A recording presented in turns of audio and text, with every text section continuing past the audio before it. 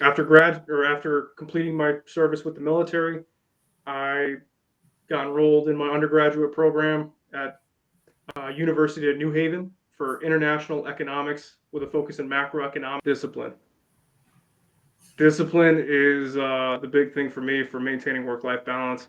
It's not what I want to do; it's what I do. So my schedule in my day-to-day, I wake up at 4:30 ish, 4 a.m. So I'll talk a little bit first about the book. So the book itself is structured around Lean Six Sigma and project management and how the two kind of meet in the middle and how they overlap. And with Lean Six Sigma, when I run projects, I heavily use the DMAIC life cycle, which is a key part of Lean. Because COVID-19 just completely changed the dynamic. So it became, what do I focus on now? And I took that as my opportunity to focus on honing in my skills with Lean Six Sigma because I had learned about it previously in other roles. Um, when I got out of the military, I knew exactly what I wanted to do. I knew what I wanted to be, and I knew the only way for me to get there was to pursue academia. Welcome to Class Act Lifestyle, your go-to hub for mastering the art of living well. Here, we empower you with life-changing skills, practical wisdom, and inspiring ideas to lead a fulfilling lifestyle. Discover a treasure trove of teachings from personal development to health, relationships, finance, and more.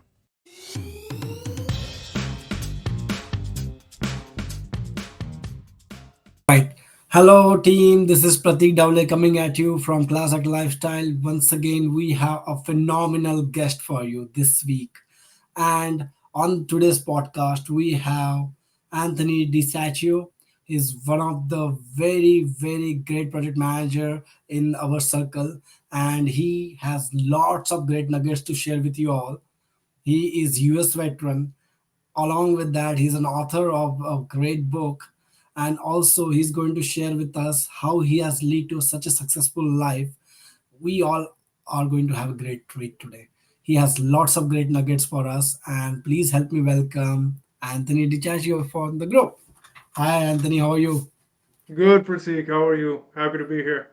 Great, great, great. So, Anthony, as I was discussing, this is the podcast where we are helping a lot of folks.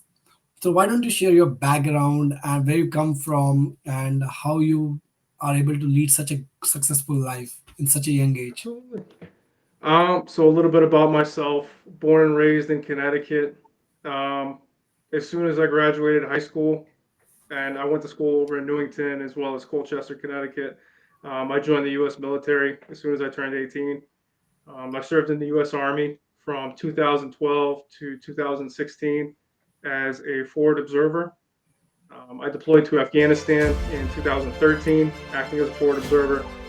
And after completing my service with the military, I got enrolled in my undergraduate program at University of New Haven for international economics with a focus in macroeconomics and a language focus in Russian.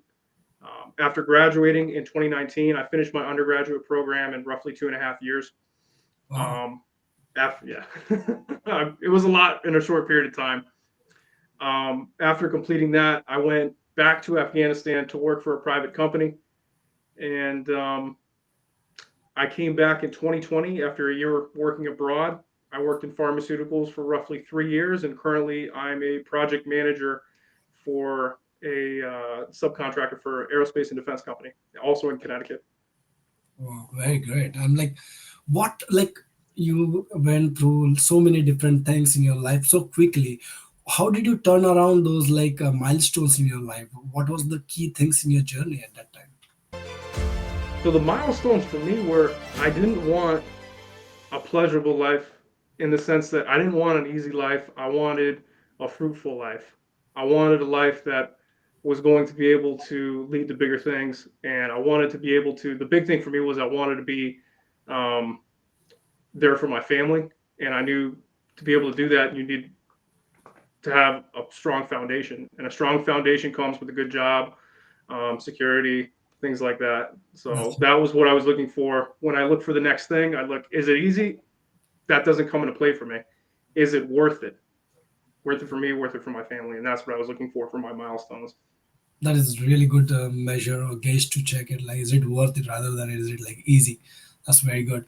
So now moving on to the next question I have was like in terms of risk, because when you are achieving so bigger things in your life, and I think you are moving so fast in your life, you might have taken some risk which might have got it to a very successful level for you. Some risk might not have worked out for you. So what were some of the key risks that really paid off for you, and how did you made that risk get to you financially paid off?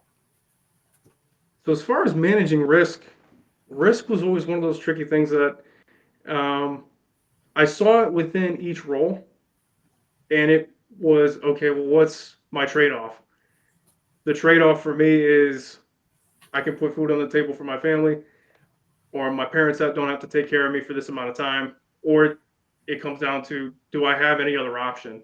And more often than not, making certain decisions. When I was younger, I didn't have a lot of options, so I picked what made the most sense for me, and I went forward. And that's it's not always applicable to everyone, but there are people that find it applicable where you have a very limited number of options. It's not always I have good options. It's just what's the That's option true. that's going to be the most beneficial at that time. So that's really key things to focus on when you are living your life such a great way. So but then how did you maintain that healthy work life balance in your life that can pay it off for you in terms of living a life significantly, because you come from a military background? That's not easy. You are a veteran, then there's so many things happening. How do you able to maintain that strike, that balance? Discipline. Discipline is the big thing for me for maintaining work-life balance. It's not what I want to do; it's what I do. So my schedule in my day-to-day, I wake up at 4:30 Wow. ish, 4 a.m. I get up, I walk my dog, I go to the gym, I work out for an hour, and when I'm working out, I'm very in tune with my workout. Usually people can't reach me via cell phone. I lift for an hour, I come home, I eat breakfast, and then I go straight to work. I work for 8 to 10 hours. I come home. I focus on either writing for my next book. I focus on building course content and stuff like that. I have other projects in the works right now, and I have roughly 2 hours I dedicate to that. I spend time with my family, and then I get ready for the next day and I prep my clothes. And it's just having that regiment that kind of surrounds the structure in my day to Wow, I'm fascinated, man. You day. just made it very simple, discipline, but the way you got to nurture that discipline and in and out every day is so hard. It's not easy. So that's good. Can you throw more light, like, because you said you have authored a book, you have wrote your first book. I got a chance to get a glimpse of it. It's phenomenal. Thank you so much. And you are sharing your practical nuggets there. Fantastic lean management, and then how project management goes hand in hand, and your examples. So why don't you throw more light about your book, what you write, and what was the failures or setbacks that occurred during that process? Or because coming from a military background, doing the project management work, people might say like, okay, I do not have time to do those kind of things. I understand you said discipline, but how did that go so smooth? So I'll talk a little bit first about the book. So the book itself is structured around Lean Six Sigma and project management and how the two kind of meet in the middle and how they overlap. And with Lean Six Sigma, when I run projects, I heavily use the DMAIC life cycle, which is a key part of Lean Six Sigma. So when we structure it, we say we define it, we measure it, analyze it, improve it, and control it. And we apply that for every project that we do in house, or at least for myself. Um, After we structure that, we focus on our execution, and then we focus on the different methodologies that we use within it. So, are we using traditional waterfall? Are we using agile? Things like that. The book talks about things like that. It also talks about a little bit more advanced theory. I took core case studies from Project Management Institute, And I contrasted that with my own thoughts on how to structure projects when you have like a saturated political environment or kind of different political factors in play when you have to kind of be careful within your stakeholder group, things like that. It briefly touches on AI, but AI wasn't the main focus of this book. It was mainly just here's how we run projects. Wow. Um, it took me about 6 months to write. Three and a half, 4 months of those were a really intense writing process where it was I was sitting down every single day after work at a minimum one page. Even if it was a great day, if it was a bad day, regardless of what happened in that day, I was sitting down sometimes 10 o'clock at night. You sit down and you write at a minimum one page. And that one page grows into three, grows into five, grows into 30, 50, 60, and then it goes from there. Um, as far as how I transitioned from the military and that led me into project management, it's been a lot. And I realize my some people's career paths have like a straight line trajectory. My career path has been kind of all over the place. Um, for me, I had this great mentor getting out of the military, and he had already got a role in project management as soon as he got out. He already had his MBA, and he messaged me one day. He's like, "Oh, what are you doing?" I said, "Oh, I'm in my undergraduate program. I'm going for international economics." And I said, what are you doing? And he goes, "Oh, I'm a project manager. I just got my PMP. I work for a defense manufacturer." And I said, "Wow, that's really cool. How do I do that?" And he goes, "Oh, well, you have to do this, this, this, and this." And I was like, I think I can do that.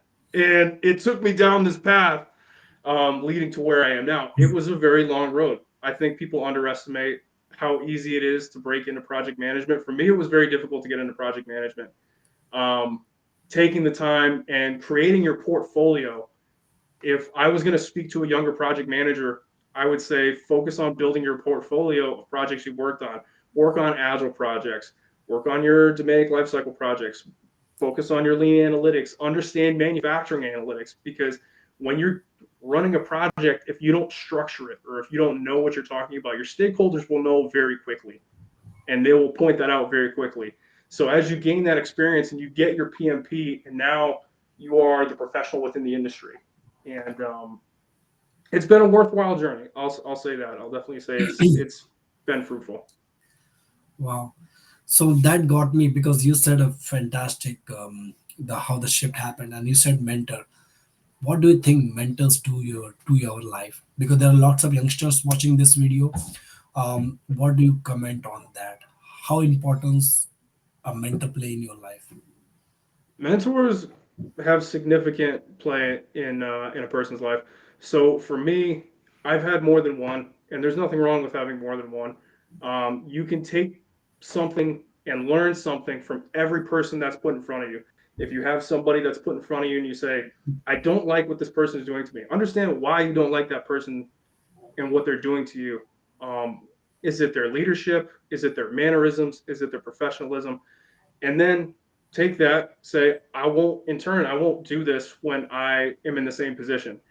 As far as positive mentorship, when you have somebody that's in that role, I look at a person, I say, wow, this person, when they speak, other people listen.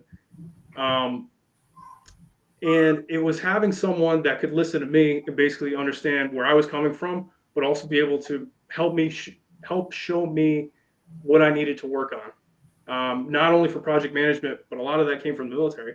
I wasn't always the best soldier in the world. I wasn't always the best project manager. And the thing that separated me was when someone spoke to me, I listened. When I was wrong, I understood where I was wrong, and I corrected myself. And that helped me grow not only as an individual, but also as a project manager, as a soldier, and so on and so forth. Because people will have those moments.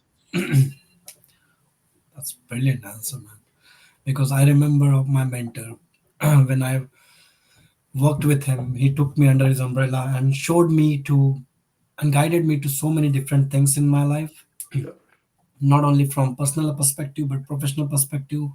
and he just took me under his wings and helped me guide through it, and really showing us the path rather than telling us the path that this thing you do, showing us the Yes. path, and then we ourselves can take care of that. So thank you so much for throwing light on that. Any failures that or setbacks you had, and how did you overcome from there? I have had major setbacks before, and unfortunately, we take the good with the bad. So in 2020, I was supposed to go work a contract. It was a short-term contract overseas that was for a undefined amount of time. And it was going to be a very big contract for me. This was going to be like a breakthrough role. It was supposed to open doors in other defense manufacturers, and I was very excited to go work for this company. And then COVID-19 happened. And Yes. when COVID-19 happened, everything, all the rules were gone. Everything went out the window. So I was calling my boss and I said, am I still going to go overseas and work this contract? And they said, that's a really good question. We'll get back to you. And I said, what do you mean you get back to me? So I had to take that in stride and say, okay, well, how do I fill my time with positive things? It's not That's true. what do I want to do? It's what can I do right now? So I ended up being laid off for a good 4 or 5 months. I was still in active communication with the company and I was still employed by that company, but it was very awkward because COVID-19 just completely changed the dynamic. So it became, what do I focus on now? And I took that as my opportunity to focus on honing in my skills with Lean Six Sigma because I had learned about it previously in other roles. Um, but that was really the moment where I sat down and I focused on it wholeheartedly. I was reading heavily, and I focused on different things. You pick up 3D printing, you pick up writing, you pick up different avenues of studying and stuff like that. Apply to an MBA program, pick up running, stuff like that. So it was just taking that negative news and then regurgitating it, processing it, and saying, okay, I still need to keep going regardless of what happens. Okay, so that kind of changed the game for you in Yeah. that perspective. That's very good. Like a lot of people have misconception that you cannot become so financially successful at a young age. What's the message you have for them? Because not only you're so successful, but also you're financially successful, and that's why you're able to make such a great decisions in life. What is your thought for them? I would tell people again, don't take the easy path. Do the path that makes the most sense, the one that's going to bring you the most peace in your life. And peace comes into many different ways, but ultimately you have to know what you want. Where do you want to be? Where do you see yourself? If you don't know where you want to be, well, you have to do some searching to find out where you want to be. So take the time. A good example I can give of this, I had a student come up to me and they said, I don't know what I want to do. Okay, well, how did you get here at this university? Because I was in an MBA program and I was talking to an undergraduate. So they came up to me. They said, and I asked them. I said, "Why are you here then?" He said, "Well, my Mhm. parents made me come here." I said, "Well, that's the typical answer of why you came here." But I said, What's your end state? Why? What program do you want to do? Do you want to be an industrial manager? Do you want to be a project manager? Do you want to run a coffee shop? Do you want to be an engineer? You have to know this before you come here, so you don't waste your time. You don't waste your money. There's a reason academia exists. It's to take you to a different place. It's not to have an experience. So That's after having this conversation with this young person, they took a different light. They ended up leaving the university. They did soul searching. They figured out what they wanted to do long term, and then they returned to academia. They came back later and they said, "Thank you for having that conversation with me because I needed to hear that, and I needed to know what I wanted in amazing. life before I came back to academia, and I was ready to better myself." And that's my 2 cents on it. Know what you want in life before you pursue it, or you take random ambitions. No, that's really wonderful advice. Wonderful advice. Thank you, Anthony. Now, moving on to the fun segment, we have a quick rapid fire session where Okay. you can answer it in short terms. You will enjoy this session because. So, why don't you first tell me what was your first job? My first job, I was a dishwasher at a catering facility. Really? Yeah, I made $10 an hour, and I remember because Wow. the minimum wage was 8, and the fact that I was making $10 an hour, I was very excited. I was like, "Oh my god, I'm When making was $10 that? an hour!" And I worked 12 to 13-hour shifts for 7 months, and that was my first job. When was that? Which year? 2009, Oh, 2010. wow. I Wow. was 16, 17 years old. Yeah, Wow. My first job in New Jersey when I came for my studies was $6, $4, then $6. I was teaching Kumons, so it was like Kumons to the kids. It was like wow, it can't get better yeah. with that money. How many hours you sleep? Because I heard that you wake up at 4. I'm like, how many hours you sleep a day? So before I was sleeping, I want to say 6 hours a night, and that it was almost unsustainable.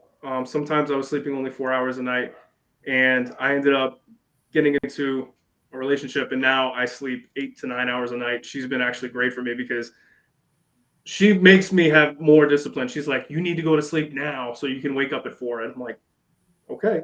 So she's been great for me in that aspect. But on a worst case scenario, I can sleep 5 to 6 hours a night, and I can sustain that for a few weeks. Currently, I'm sleeping 8 to 9 hours a night, which is great. That's right where I want to be.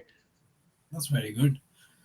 Next question I have is like, what is the best decision you made in your life in terms of a business or life, whatever you want to mention? The best decision I've made has been investing the time in myself and in my education. Um, when I got out of the military, I knew exactly what I wanted to do. I knew what I wanted to be, and I knew the only way for me to get there was to pursue academia. Um, Mhm. it was one of those things where I was fortunate because after my time in the military, the army paid the bill. So the army paid for my tuition, um, and I was able to use that not only for my undergraduate program, but I was also able to use that for my master's program. So, but also I didn't take my time. So between my bachelor's program and my master's program, both of those programs, I think they're supposed to take about 6 years. I finished both of those collectively in 4 years. That is really awesome. I'm telling you, and I have hardly met anyone, very few people who were able to finish their bachelor's and master's together in 4 years. I have heard of a lot of people, and I have never met them personally. You are the first one. Thank So, you. No, I appreciate it. what motivates you to keep going when the things are tough? Because especially getting selected in military, even applying there is not easy. What got you keeps you going and keeps you tough? My family. Um, Again, wanting to be better for my family, wanting to have them be able to have what they want, what they need, when they need it. Um, I'm also fourth generation military, so my father, my grandfather, all of my uncles, my great grandfather, they were all in the military before me. So it was one of those things. It was I knew college was an option, but I also was seriously considering the military. Um, Having that standard and having that bar that needed to be met kind of set the standard for the rest of my life. Wow. How do you handle stress and pressure? The reason I am asking that question, you went to Afghanistan, and the things were not easy when the time you were there. So, how did you handle the stress and pressure? That's a very good question. Um, I ask myself the same question sometimes, but I think the best way to basically explain it is just internalize it, process it, and then continue on. And then you can reflect on it when you need to. But overcoming that first hurdle is usually the hardest part of it. Um, when we get bad news, I think the first thing that happens is we react emotionally. And the way I try to look at it is internalize it, separate your emotions from what's happening in front of you, and then make the decision on what you need to do. And then when the time comes much later down the road, you can reflect on it and then you can process your emotions, and you owe yourself that to have those emotions. Wow. This is really really good. Thank you so much for your time and the Thank you. experiences you shared, the answers you provided. I can easily see why you're so mentally tough and Thank why you. you're able to see so much of success in the young age, and the way you take your life, the book you have written, the countries you have gone, and the way you have impacted people's life with your talks. So impressive. Anthony, I'm so proud to be connected with you, and I'm great that I'm very glad that I'm able to learn from you directly and getting influenced with you directly. You are few of the people whose radiance influenced me a lot and keeps me going. So thank you Thank you so so much much, for, Pratik. yeah, thanks for inspiring me and our audience now here. Thank you so much for your time. Any final words? Oh, I can't thank you enough for inviting me on your show. It's been an absolute pleasure, and can't wait to talk to you in the future. Thank you. Thank you, everyone. Take care.